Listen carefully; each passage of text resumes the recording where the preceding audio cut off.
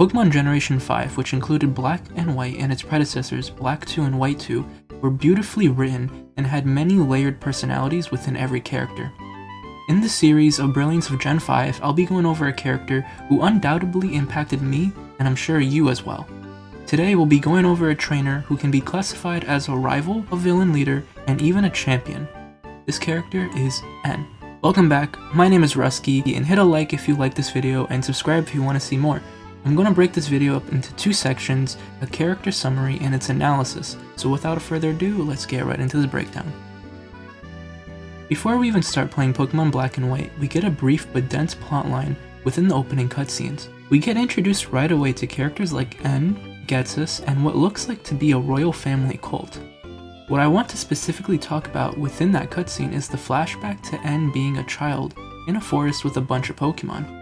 This single scene already holds so much background lore about N. It doesn't explicitly mention, but this is the same exact scene where Ghetsis finds N and later adopts him after realizing his power to understand Pokemon. N was an orphan boy who lived in a forest with only his Pokemon as friends. This made him realize a deep connection to Pokemon and understand their feelings. Later on we'll see within the game and how N can actually sense Pokemon emotions. As we start the game, we get introduced to N fairly early on.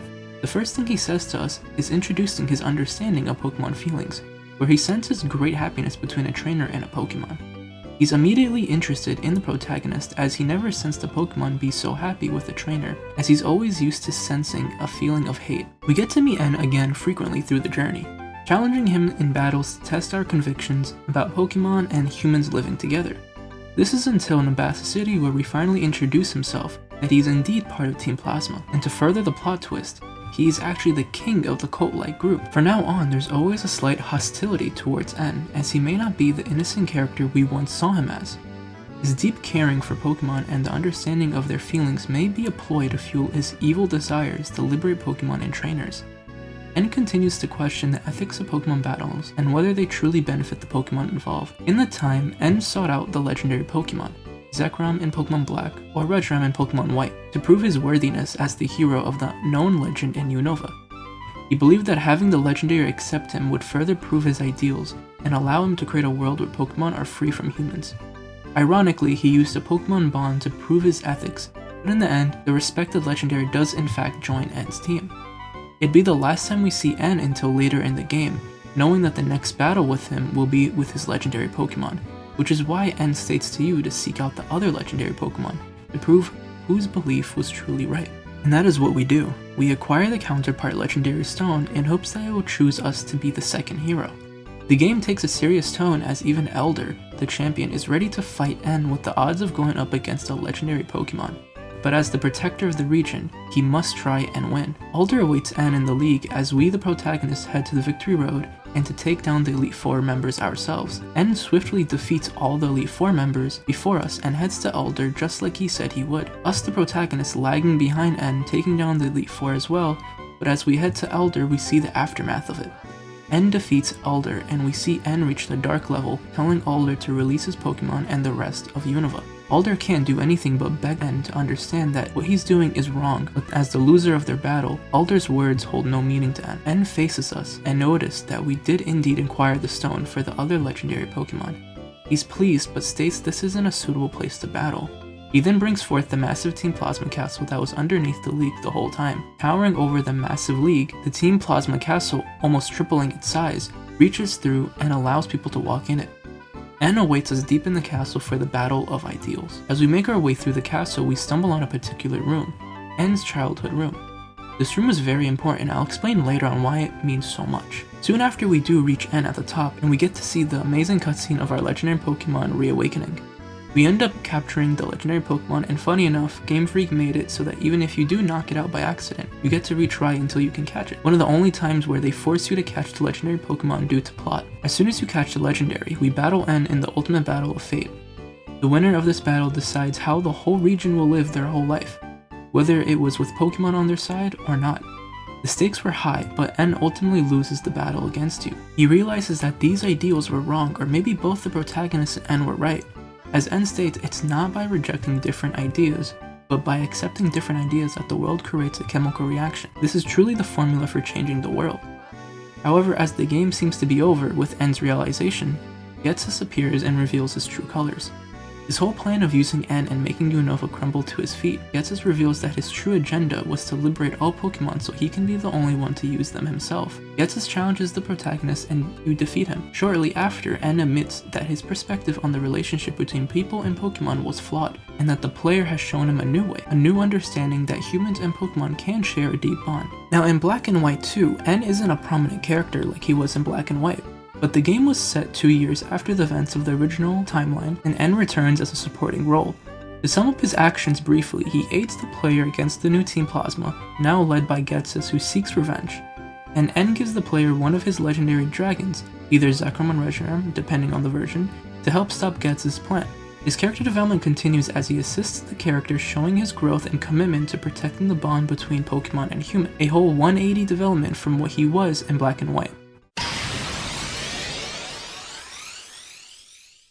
Now let's go back to when Ghetsis was adopting N. Under Ghetsis' guidance and parenthood, N seeks to separate Pokemon from humans, believing it will be the path to saving Pokemon from suffering. So we know that N did come with good intentions, explaining that the liberation should be due to the pain we cause Pokemon.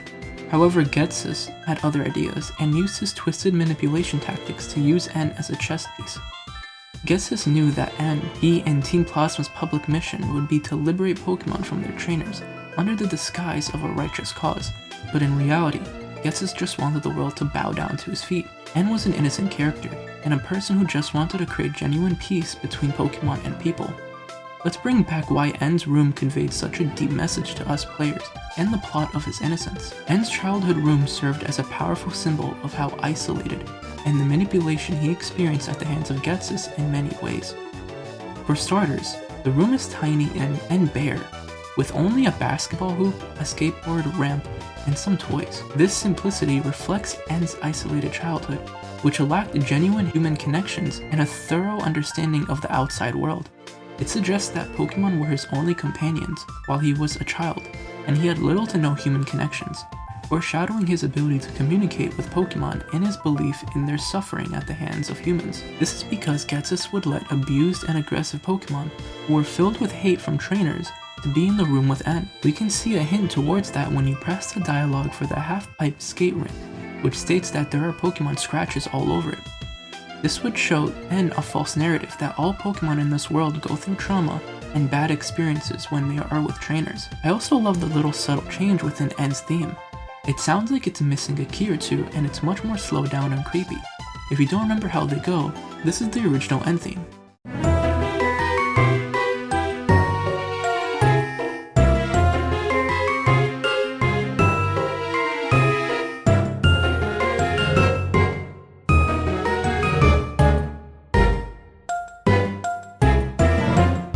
And this is N's room theme.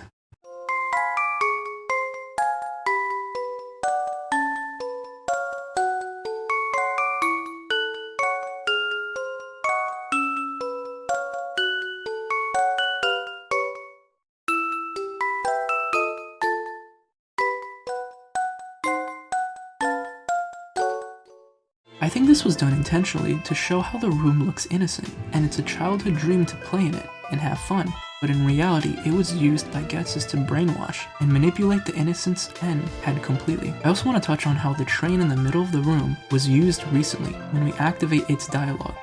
This implies that N still thinks like a little child, and never really matured because he still plays with it, whether it's by his choice or because he has little to do. But regardless, it shows how broken N was.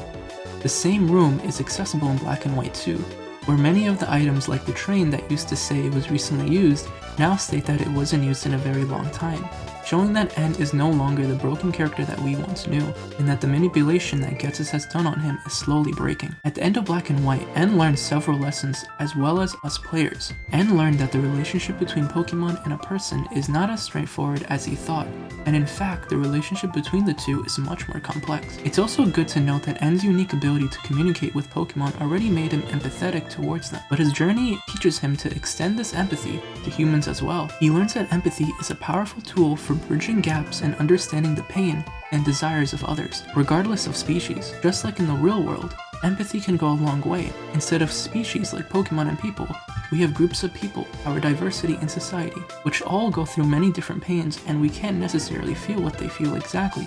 But if we choose to understand it, it would bring us more together as a whole. I feel like Game Freak was trying to compare society to N's room. Closed off from reality, governmental powers or higher powers of the world control the way we view each other, creating narratives that make people pull apart from each other for their selfish desires. But if we instead just took the moment to understand what and who we are, and bring empathy for the pain we all experience in different ways, we as a society would nourish. And just like N, he learns the importance of coexistence between Pokemon and humans, and can now see that separation is not the solution to preventing Pokemon suffering, but instead, having an understanding and respect and love between humans and Pokemon is the key to a harmonious world. And speaking about harmonious, this is why N's true name is Natural Harmonia Rupius. So in the end, N may have been born broken, molded by Ghetsis to stay broken, and also set the region on a path of doom, yet he still in the end realizes the true meaning of life. With that being said, it's time to wrap up one of my favorite characters in Generation 5, and possibly the end of this series. I don't see who else I can talk about that would be as impactful as N, and also it seems like a fitting way to end the Brilliance of Gen 5. If you enjoyed this series, make sure to subscribe as that is always appreciated, and I'll see you guys in the next one. Peace.